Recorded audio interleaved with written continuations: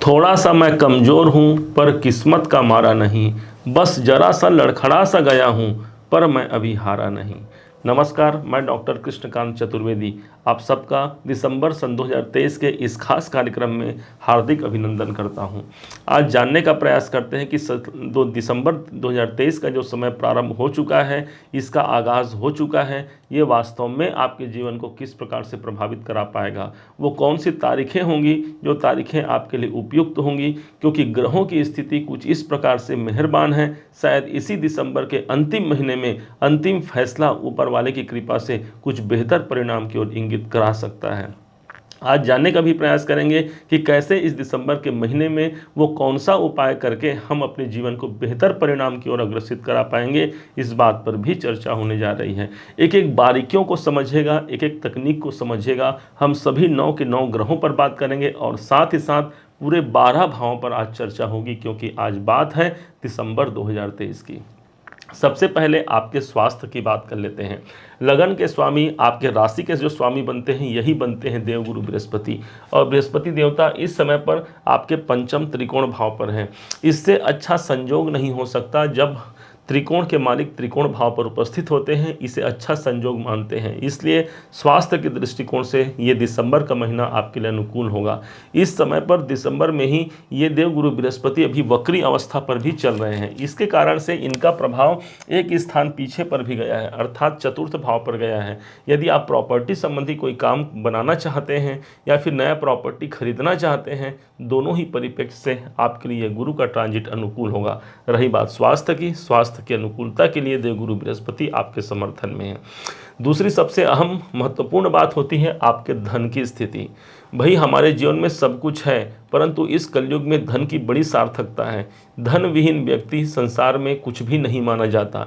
दो ही लोग संसार में पूजनीय होते हैं, एक तो धनवंता और दूसरा गुणवंता। आप धन की स्थिति को समझिए कि आपके धनेश जो बनते हैं वही शनिदेव बनते हैं, और यही अपने से एक घर आगे अर्थात तीसरे घर पर पूरे 30 साल बाद इन्होंने गोचर किया हुआ है आपके तीसरे भाव पर। इस पूरे दिसंबर के महीने में ये इसी तीसरे भाव पर ही रहेंगे। इसका मतलब इस टाइम पर सबसे ज़्यादा जो आपका कर्म होगा वो अपने धन की वृद्धि के लिए होगा। इस समय पर आप ऑनलाइन संबंधी काम से या फिर आप ये समझिए कि मार्केटिंग संबंधी काम से, सेल्स इत्यादि में यदि आप काम करते हैं, वहाँ पर आपको सफलता मिल सकती है। तीसरे भाव का संबंध आपके भाई बहनों से होता है, तो उनसे जुड़ करके या उनके सहयोग से भी आपके काम बन सकते हैं और आर्थिक स्थिति मजबूत हो सकती है।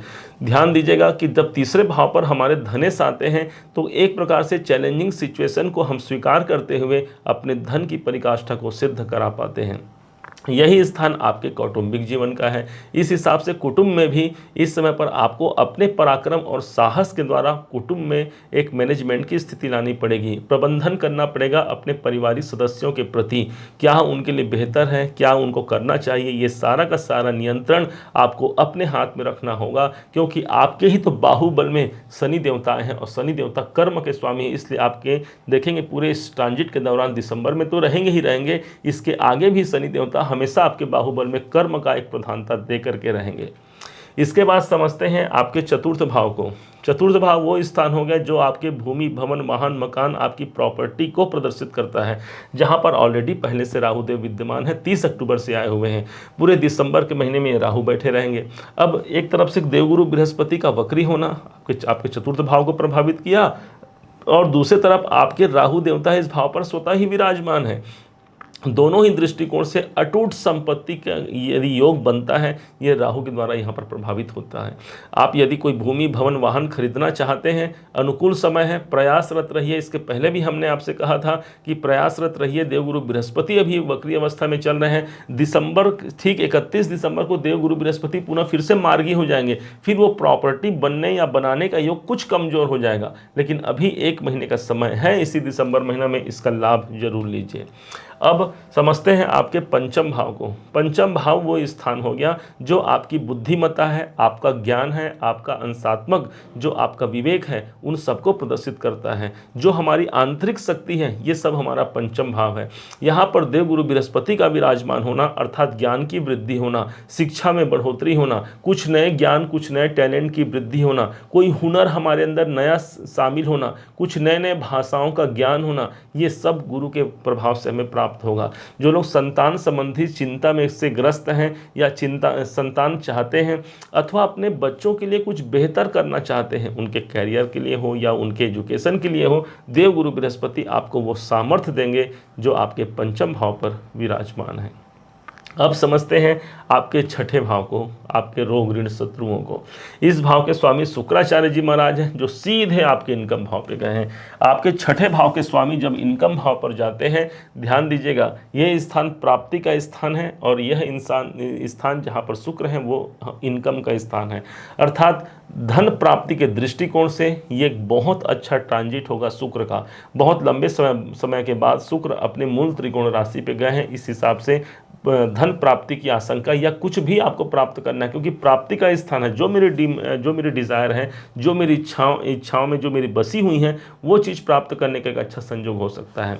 क्योंकि ये पर कर्जे का भाव है, कर्जे के भाव या आपके लाभ भाव पे गए हैं। मतलब इस समय पर आप कोई कर्जा लेना चाहते हैं, कोई लोन लेना चाहते हैं, आपके लिए अनुकूल समय है, आपको आसानी से लोन मिल सकता है, क्योंकि एकादश भाव पर दैत्य गुरु शुक्राचार्य विराजमान है। नौकरी के दृष्टिकोण से देखा जाए तो छठा घर ही हमारा नौकरी है और नौकरी भाव के स्वामी लाभ भाव पे है। इससे अच्छा गोचर क्या लेंगे। मतलब शुक्र की कृपा से आपको नौकरी में सफलता तो मिल ही जाती है, साथ ही साथ यदि आप परिवर्तन चाहते हैं, यदि आप प्रोग्रेस चाहते हैं अपने नौकरी में, या फिर आप डिपार्टमेंट चेंज करना चाहते हैं या कोई नया जॉब हासिल करना चाहते हैं, शुक्र देवता पूरे के पूरे अभी 25 दिसंबर तक आपका सहयोग प्रदान करेंगे। इस बात को कभी मत भूलिएगा। इसके बाद समझते हैं आपके सप्तम भाव। सप्तम भाव ही वो स्थान हो गया जो आपके दाम्पत्य जीवन को प्रदर्शित करता है। ऑलरेडी पहले से यहाँ पर चंद्रमा इस भाव को सुशोभित कर रहे हैं। चंद्रमा जब सप्तम भाव पर है अर्थात इस समय पर दाम्पत्य जीवन में मधुरता कायम होगी। और यहाँ से देखा जाए कि सप्तमेश कहाँ है भाई, ये तो स्वयं आपके लग्न पर बैठे हैं। मतलब इनकी मतलब एक सातवीं दृष्टि आपके अपने शरीर भाव पर पड़ रही है। इस हिसाब से देखा जाए तो आप इस समय पर ज़्यादा काम क्या करेंगे भाई, सप्तम के स्वामी उठ करके लग्न में आए हैं। मतलब मेरा कार्य क्या हो गया, अपने व्यापार को मैनेज करने की हेतु मेरा काम होगा। मेरे व्यापार में कैसे मैं स्थिरता ला सकूं, कैसे उसमें सुदृढ़ता ला सकूं, कैसे मजबूती ला सकूं, कहाँ कहाँ मुझे क्या काम करना है, ये आपकी मानसिकता होगी। बुद्ध हमारी बुद्धि के देवता है और यही व्यापार के देवता है, और व्यापार भाव के तो भाई आपके स्वामी ही हो जाते हैं। इसलिए यहाँ पर प्रगाढ़ता देखने को मिलेगी। दाम्पत्य जीवन या प्रेमी प्रेमिका के मध्य यहाँ पर संतोषजनक स्थिति बनी रहेगी, क्योंकि लग्न में ही समाहित है। आप अपने जीवन साथी या जीवन संगिनी से अधिक दूर नहीं जा पाएंगे। अर्थात किसी न किसी रूप से, मानसिक रूप से ही सही, आप उनसे अटैचमेंट अपना बना करके रखेंगे। ये आपके सप्तमेश की स्थिति हुई। अब जो कि अष्टम भाव जो कि रुकावट का होता है, रुकावट भाव के स्वामी चंद्रमा है। चंद्रमा सप्तम भाव पर है। शुरुआती इसी दिसंबर के 3 दिनों तक कम से कम आपको दाम्पत्य जीवन को सहेज कर रखना होगा। अपने व्यापार में कोई बहुत बड़े निर्णय लेने से बचना होगा, क्योंकि शुरुआती 2 से 3 दिनों तक चंद्रमा आपके सप्तम भाव पर हो, जो कि अष्टमेश है आपके, लेकिन कहीं ना कहीं आपके योग कारक ग्रह हैं। इससे बढ़ोतरी की भी यहाँ पर आशंका 100% सिद्ध होती है। अब अगले भाव को पकड़ते हैं जो कि आपका भाग्य भाव है। कहते हैं किस्मत के खेल बड़े निराले होते हैं, और इसी किस्मत भाव के जो स्वामी होते हैं यही सूर्य देवता होते हैं। और सूर्य की स्थिति बनी हुई है सीधे आपके 12वें भाव पर। कोई लंबी यात्रा करा सकते हैं, कोई दूर की यात्रा हो सकती है, अपने फैमिली के साथ यात्रा कर सकते हैं। पिता के स्वास्थ्य को लेकर के नरमा गर्मी की स्थिति बन सकती है। पिता के स्वास्थ्य को लेकर के चिकित्सालय का व्यय हो सकता है, इस बात को ध्यान रखिएगा।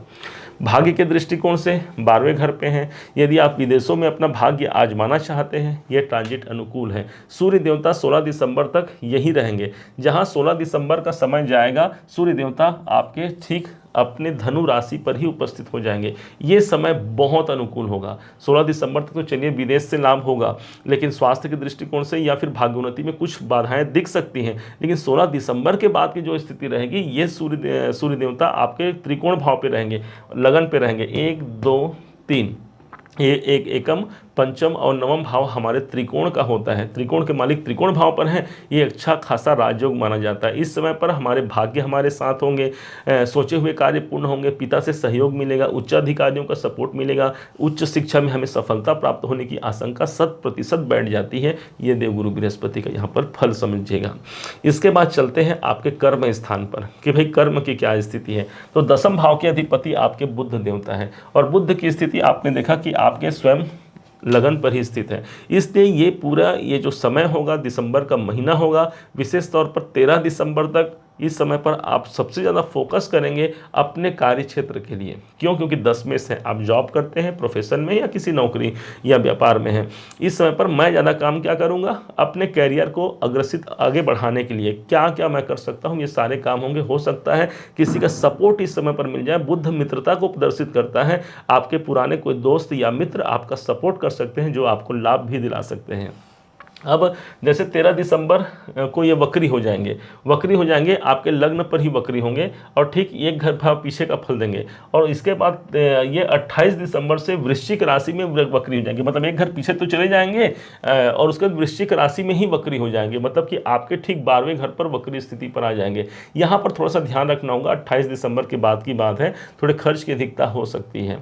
अब समझते हैं आपके इनकम भाव को। भाई लाभ कितना है, जीवन में सब कुछ हमने प्राप्त कर लिया लेकिन इच्छा अनुकूल हमें वर प्राप्त नहीं हुआ तो सब बेकार है। इस हिसाब से देखा जाए तो किसी वरदान से कम मत समझिएगा। एकादश भाव जहां पर शुक्र देवता अपने स्वयं के मूल त्रिकोण राशि पर विद्यमान है आपके एकादश भाव में। अब शुक्र स्वयं एक लग्जरी कारक माने गए हैं, एक प्रेम के कारक हैं, एक धन के कारक हैं। धन के कारक का इनकम भाव पर होना, विशेष धन प्राप्ति की स्थिति इस दिसंबर महीने में आप मान लीजिए। 29 नवंबर से लेकर के 25 दिसंबर तक ये यहीं पर रहेंगे। तो 25 दिसंबर एक मोटा समय होता है, लगभग पूरे दिसंबर 2023 का अंत ही समझ लीजिए। और तब तक आपके इनकम भाव को यहाँ पर सहारा देने के लिए एक प्रकार से आप ये समझिए कि कुछ सहारा मुझे प्राप्त नहीं हो रहा है, तो शुक्र आपके सहारे के रूप में आ गए हैं और आपके इनकम भाव के स्वामी इनकम भाव पर हैं। दूसरी ओर आपके खर्च भाव पर सूर्य और मंगल हैं। मंगल आपकी कुंडली पर, आपके जो राशि चक्र पर, ये 12वें भाव के ही अधिपति हैं। इस समय पर कोई खर्च हो सकते हैं, कुछ इन्वेस्टमेंट हो सकता है, कोई निवेश कर सकते हैं आप। और दूसरी तरफ से मंगल आपके पंचम भाव के स्वामी हैं। संतान संबंधी खर्चे हो सकते हैं, संतान के एजुकेशन को लेकर खर्चे या उनके कैरियर को लेकर के भी इस समय पर खर्चे हो सकते हैं। आपके बच्चे आपके लिए खर्चे करा सकते हैं इस टाइम पर। कुल मिलाकर देखा जाए तो दिसंबर का महीना कोई विशेष परिवर्तन से युक्त ही रहेगा, इस बात को आप जान लीजिए। अब कौन से वो तारीखें हैं जो तारीख आपके लिए सफलता कारक और आपके लिए उन्नति कारक होगा, तो ध्यान दीजिएगा। आपके लिए जो शुभ तारीखें होंगी वो 9 दिसंबर, 10, 14, 15, 17 और 18 दिसंबर आपके लिए शुभ और अनुकूल तारीखें होंगी।